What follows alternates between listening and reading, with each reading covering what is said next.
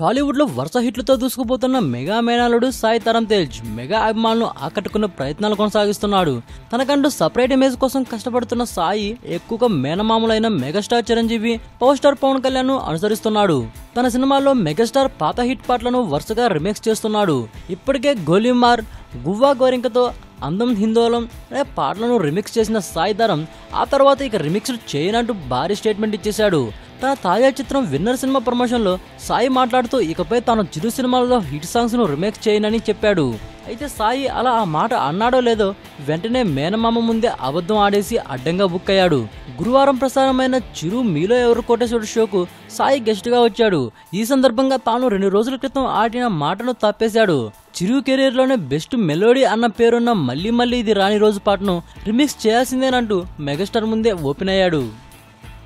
ఈ వీడియోపై మీ విలువైన కామెంట్స్ ని మాతో షేర్ చేసుకోండి. అండ్ ఇంకో విషయం, సబ్స్క్రైబ్ చేయడం మర్చిపోకండి.